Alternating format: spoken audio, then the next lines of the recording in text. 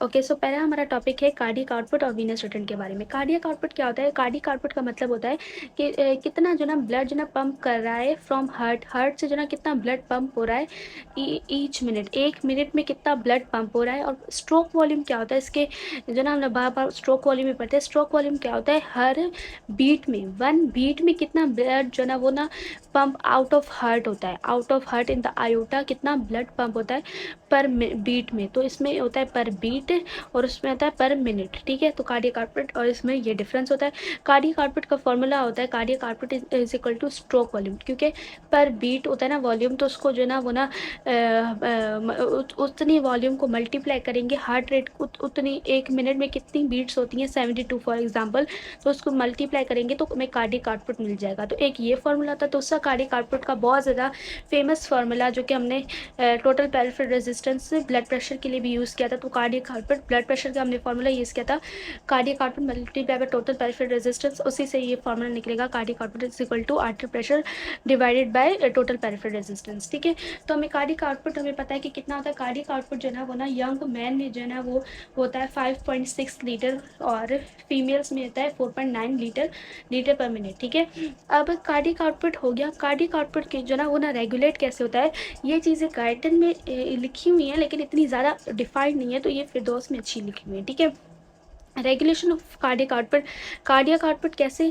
Regulate होता है? पहले तो हार्ट जो ना अपने ना हार्ट जो ना वो ना कार्डियक अगर इसकी बीटिंग तेज़ हो जाए तो उसकी वजह से कार्डियक आउटपुट इंक्रीज़ हो जाता है, या हार्ट जो है ना वो ना उसकी बीटिंग कम हो जाए उसकी वजह से कार्डियक आउटपुट डिक्रीज़ हो जाता है। ठीक है, तो वो ये जो ना वो हार्ट इसको रेगुलेट कर सकता है। दूसरा वीनस रिटर्न, अगर कार्डियक आउट वीनस रिटर्न बढ़ जाएगा तो कार्डियक आउटपुट इंक्रीज होता है, जब वीनस रिटर्न डिक्रीज होता है तो कार्डियक आउटपुट डिक्रीज हो जाता है।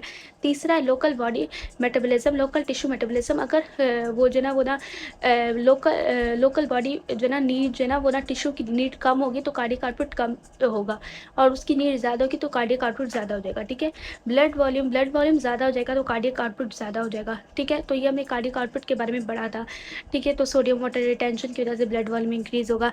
तो ये हमने पंपिंग के बारे में पढ़ा था कि कार्डियक इवेंट्स में पढ़े थे हमने पैथो में कि कार्डियक इवेंट मतलब हार्ट की जो ना स्ट्रेंथ ऑफ पंपिंग और हार्ट बीट इंक्रीज हो जाएगी, तो ये वही है। ठीक है, उसके अलावा एक्सरसाइज करेंगे तो कार्डियक आउटपुट इंक्रीज होगा। ठीक है, तो यही चीज़ है। ठीक है, उसके अलावा मीन सिस्टमिक फीलिंग प्रेशर, अब ये जो ना मीन सिस्टमिक फीलिंग प्रेशर एक वो भी है कि ना मैं ना ये ना लास्ट में बताऊंगी कि ये क्या होता है। ठीक है, लेकिन ये मेन सिस्टमिक फीलिंग प्रेशर जो ना वो ना अच्छा मैं बता देती हूँ। मीन सिस्टमिक फीलिंग प्रेशर वो प्रेशर होता है, सिस्टमिक सर्कुलेशन में प्रेशर होता है जब राइट एट्रियम में ब्लड का आना जो ना ज़ीरो हो जाए। ठीक है, अब उसमें जो ना वो ना वो सर्कुलेशन का प्रेशर होता है। ठीक है, सर्कुलेशन में जो ब्लड होता है उसका प्रेशर होता है वो इंक्रीज़ होता है, मतलब वीनस रिटर्न इंक्रीज़ होगा, वीनस रिटर्न इंक्रीज़ होगा, ऑफकोर्स कार्डियक आउटपुट इंक्रीज़ होगा। ठीक है, अब कुछ जो ना ये कार्डियक आउटपुट जो ना वो ना इससे रेगुलेट होते हैं, इंक्रीज़ और डिक्रीज़ होते हैं। हाई कार्डियक आउटपुट जो ना वो ना ये जो ना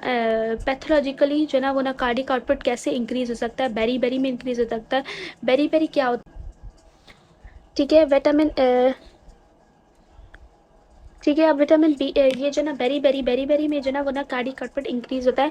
अब मतलब अब जो ना हमने फिजियोलॉजिकल कार्डियक आउटपुट इंक्रीज और डिक्रीज पढ़ लिया, अब पैथोलॉजिकल कार्डियक आउटपुट इंक्रीज और डिक्रीज पढ़ लेते हैं। पहले इंक्रीज के बारे में पढ़ते हैं कि बेरी में इस बेरी में क्या होता है, विटामिन B1 डिफिशियंसी होती है जिसमें जो ना वो ना वेजो डायलेशन हो जाती है और हार्ट बीट इंक्रीज हो जाती है। वेजो डायलेशन हार्ट बीट जो ना कार्डियक आउटपुट इंक्रीज करेगी। ठीक है, इसके अलावा अनीमिया में क्या होता है कि RBCs जो ना वो ना कम होते हैं, RBCs जो ना वो ना वो होता है कम हो जाते हैं और हीमोग्लोबिन कम होता है, तो उसको कंपनसेट करने के लिए हार्ट रेट इंक्रीज हो जाती है जो कि जो ना वो ना क्या करेगी, कार्डियक आउटपुट इंक्रीज कर देगी। ठीक है, इसके अलावा फिजियोलॉजिकल कॉजेज है cardiac output decrease, pathological reasons low cardiac output के वो क्या है, मायोकार्डिक इन्फाक्शन, जो ना वो ना मायोकार्डिक इन्फाक्शन होगी तो हार्ट वो जो ना वो कार्डियक आउटपुट डिक्रीज होगी।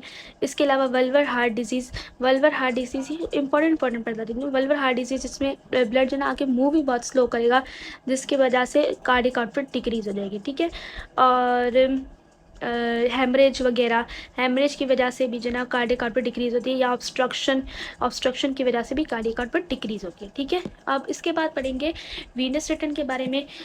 वीनस रिटर्न के बारे में क्या पढ़ेंगे कि वीनस रिटर्न जो है क्या होता है। पहले वीनस रिटर्न पहले पढ़ूंगी कार्डियक अब ये जो ना मैंने ना ये सारा ये जो ना वो ना कार्डियक आउटपुट के बारे में लिखा हुआ है, ये सारा मैंने बता दिया है। इसके अलावा कार्डियक इंडेक्स के बारे में पढ़ेंगे। अब हमें कार्डियक आउटपुट तो हमें पढ़ लिया था कि कार्डियक आउटपुट क्या होता है, लेकिन in reference to surface area जो ना वो ना कार्डियक आउटपुट को देखे तो उसे कार्डियक इंडेक्स बोलते हैं। तो cardiac index is the cardiac output per square metre of body surface area. अब बॉडी सरफेस एरिया इंसान का जो है ना वो ना नॉर्मल इंसान का 1.7 स्क्वायर मीटर्स होता है। तो 5.5 लीटर था ना हमारा ब्लड का, या तो मेन उसमें मैन में तो 5.1 लीटर क्या समथिंग ऐसे था। तो उसको क्या करेंगे, डिवाइड करेंगे 1.7 के साथ, तो हमें क्या मिल जाएगा, कार्डियक इंडेक्स 3 लीटर, 3 लीटर पर मिनट पर मीटर स्क्वायर। ठीक है। अब इसके बारे में पढ़ेंगे, वीनस रिटर्न के बारे में पढ़ेंगे। वीनस रिटर्न में क्या होता है कि ना वीनस रिटर्न क्या होता है, पहले ये पढ़ेंगे। वीनस रिटर्न होता है कि ना ब्लड का फ्लो बैक होना हार्ट की तरफ वेंस के थ्रू राइट एट्रियम में, हार्ट के भी राइट एट्रियम में, उसे वीनस रिटर्न बोलते हैं। ठीक है। तो वीनस रिटर्न का अलग कोई खास फॉर्मूला यूज़ नहीं होता, तो हम ये नहीं पढ़ेंगे। इसके अलावा वीनस रिटर्न की रेगुलेशन, इंक्रीज और डिक्रीज के बारे में। ठीक है। अब वीनस रिटर्न को जो ना प्री लोड भी बोलते हैं। प्री लोड क्यों बोलते हैं, क्योंकि ये जो ना वो ना लोड होता है जो कि ना वो ना आता है ब्लड वो हार्ट पे। ठीक है। अब वीनस रिटर्न जो ना वो इक्वल होना चाहिए कार्डियक आउटपुट के। इस पैराग्राफ में लिखा हुआ है कि वीनस रिटर्न, ये एक्स्ट्रा इन्फॉर्मेशन है, तो वीनस रिटर्न जो ना वो ना इक्वल होना चाहिए कार्डियक आउटपुट के, क्योंकि अगर वीनस रिटर्न कार्डियक आउटपुट के इंक्रीज नहीं होगा तो ये जो ना सिस्टमिक सर्कुलेशन में ब्लड ज़्यादा बढ़ जाएगा, जिसकी वजह से एडिमा हो सकता है। ठीक है। अब इसके बाद पढ़ेंगे कि ना वीनस रिटर्न किस पे जो ना डिपेंड करता है।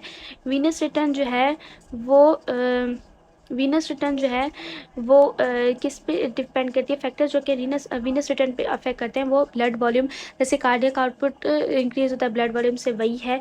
ठीक है। वीनस रिटर्न जो है ना वो ना मेनली जो है ना उन्हीं चीज़ों से अफेक्ट होता है जिससे जो है ना वो ना वो कार्डियक आउटपुट इंक्रीज होता है। अगर ठीक है, लेकिन इतना ज़्यादा नहीं, इसकी अलग चीज़ें होती हैं, जैसे कि स्केलेटल मसल पंप। स्केलेटन अगर ये क्या करता है कि ना वो ना स्केलेटल मसल सामने जो ना वेन्स की जो है ना वो ना वो करती हैं, कंट्रैक्ट करती है, तो वेन्स को प्रेशर पड़ता है, जिसकी वजह से वीनस रिटर्न इंक्रीज होता है।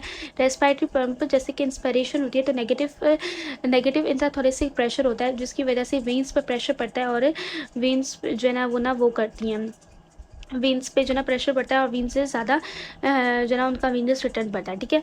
इसके अलावा एक चीज़ है, फ्रैंक स्टार्लिंग मैकेनिज्म पढ़ूंगी। फ्रैंक स्टार्लिंग मैकेनिज्म क्या होता है?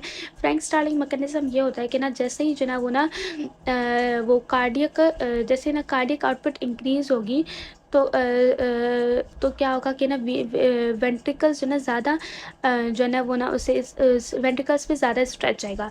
ठीक है। जब वेंट्रिकल्स पे ज़्यादा स्ट्रेच आएगा तो ना वो क्या करेंगे, सॉरी, जैसे वीनस रिटर्न इंक्रीज होगा तो वीनस रिटर्न ना ब्लड हार्ट में आएगा तो वो वेंट्रिकल्स पे स्ट्रेच डालेगा। जब वेंट्रिकल्स पे स्ट्रेच डालेगा तो वेंट्रिकल ज़्यादा स्ट्रेंथ ऑफ से पंपिंग करेंगे, जिसकी वजह से कार्डियक आउटपुट इंक्रीज हो जाएगा।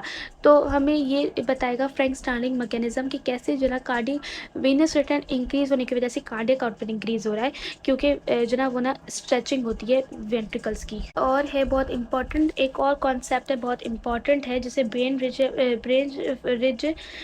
ब्रिज रिफ्लेक्स बोलते हैं। वो क्या होता है कि ना सॉरी, ये ब्रेन ब्रिज रिफ्लेक्स होता है। ये क्या होता है कि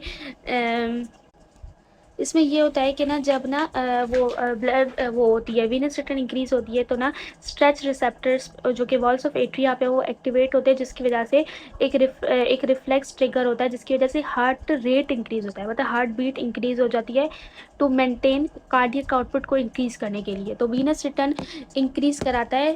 एक तो वीनस रिटर्न जो है ना वो ना कैसे कार्डियक आउटपुट इंक्रीज कराता है, वो वेंट्रिकल्स को स्ट्रेच करवा कर, जिससे स्ट्रेंथ ऑफ कंट्रैक्शन इंक्रीज होगी, मतलब ज़्यादा स्ट्रेंथ से जो ना वो कंट्रैक्शन होगी। और दूसरा जो है ना वो ना वीनस रिटर्न इंक्रीज होगा तो हार्ट रेट इंक्रीज होगी। इस जो है ना वो ना स्ट्रेंथ वाले इंक्रीज होने के क्या बोलते हैं, वो बोलते हैं फ्रैंक स्टार्लिंग मैकेनिज्म। और अगर हार्ट रेट इंक्रीज हो वीनस रिटर्न होने की वजह से, उसको बोलते हैं ब्रेन ब्रिज रिफ्लेक्स। ठीक है।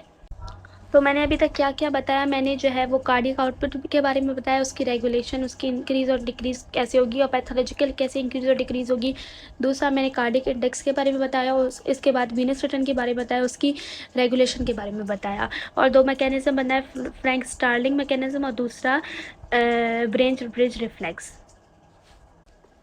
ठीक है, अब पढ़ूंगी hyper effective heart and hypo effective heart. Hyper effective heart, ये रहा hyper effective heart. Hyper effective heart वो होता है जिसमें जो ना वो ना हार्ट जो ना ज़्यादा पंप करे, जिसकी वजह से कार्डियक आउटपुट ज़्यादा हो उसका। ठीक है, कार्डियक आउटपुट, ठीक है, कार्डियक आउटपुट कर्व नॉर्मल ना हो, जिसमें कार्डियक आउटपुट हार्ट जो ना बेटर मतलब नॉर्मल से ज़्यादा पंप करे और उसमें कार्डियक आउटपुट इंक्रीज हो जाए। और हाइपो इफेक्टिव हार्ट वो होता है जिसमें जो ना हार्ट जो ना वो लेस पंप करे, जिसमें जो ना कार्डियक आउटपुट डिक्रीज हो जाए। यही दिखा देते हैं ग्राफ में कि हाइपर इफेक्टिव हार्ट के जो ना कार्डियक आउटपुट क्या होगा, ज़्यादा होगा, और हाइपो इफेक्टिव हार्ट का नॉर्मल से कम होगा। ठीक है, अब factors okay hyper effective heart करते हैं। अब हाइपर इफेक्टिव हार्ट क्यों होता है?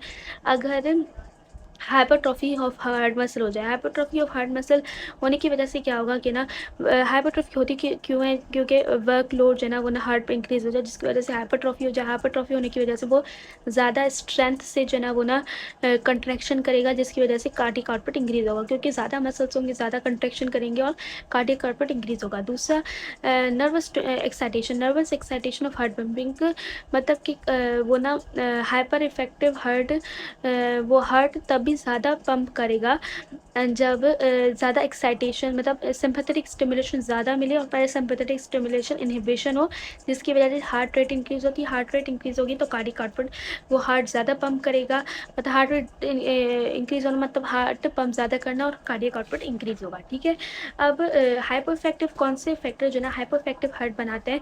हाइपो इफेक्टिव हार्ट कुछ फैक्टर्स बनाते हैं, कौन से हैं वो? जैसे कि हमने वो फैक्टर्स लिखूंगी जिनमें हमने कार्डियक इनपुट लो होने के जो ना फैक्टर्स लिखे थे ना, वही लो फैक्टर्स लिखूंगी। जैसे ऑब्स्ट्रक्शन हो जाएगी, तो यहाँ पर भी लिखा हुआ है ऑब्स्ट्रक्शन होना। ठीक है, और वल्बर हार्ट डिजीज़ होना, और हाइपोक्सिया इस्कीमिया हो जाना।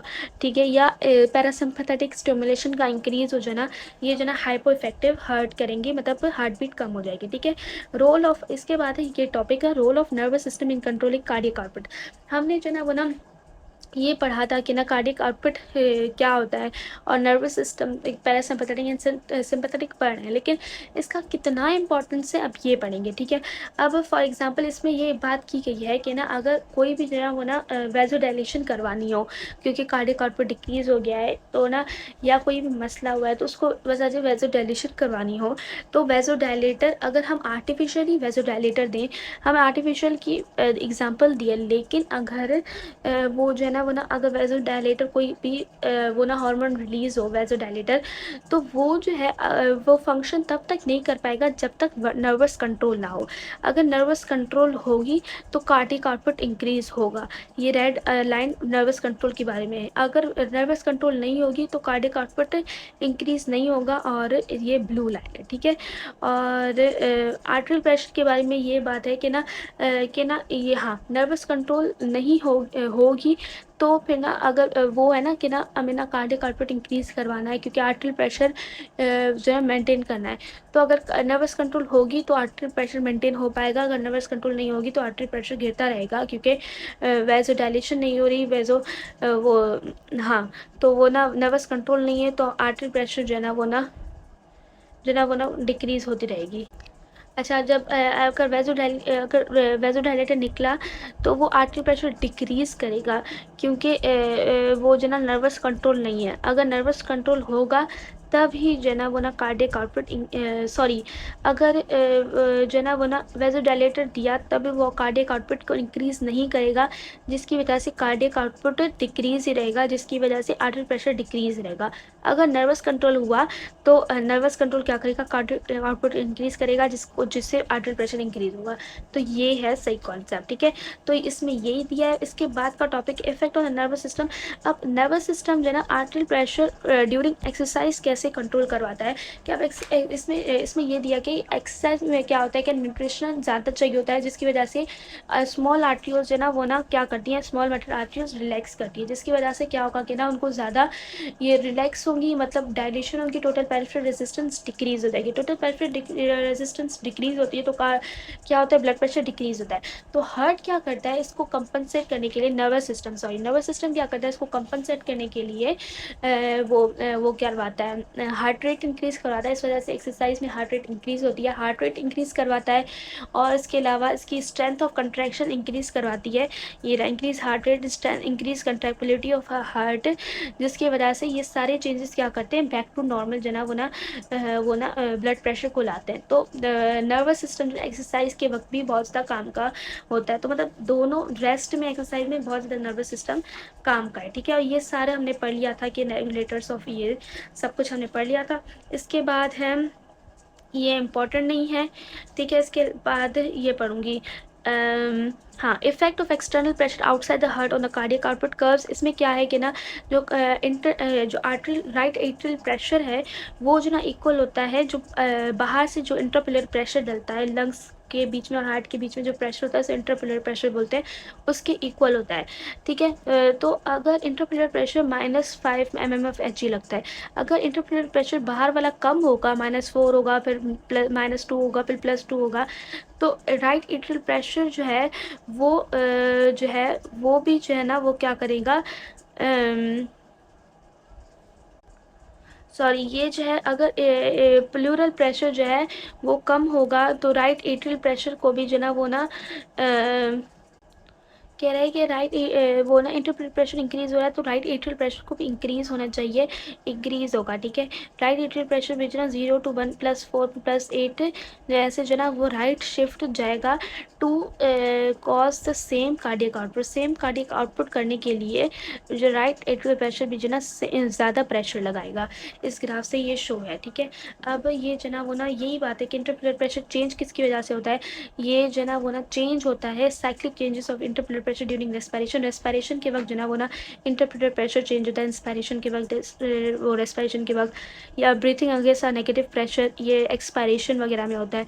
पॉजिटिव प्रेशर ब्रीथिंग इंस्पायरेशन को बढ़ता है, जिसकी वजह से ओपनिंग ऑफ थॉरिक केज, वो जो ना वो ना रेस्पिरेशन में थॉरिक केज ओपनिंग होती है, जिसकी वजह से नेगेटिव प्रेशर बनता है और जिसकी वजह से ये प्रेशर चेंज होता है, ठीक है। कार्डियक टेम्पोनेट अगर एक्यूमुलेशन हो जाए large quantity of fluid pericardial cavity में, जिसकी वजह से ये प्रेशर चेंज होता है, ठीक है।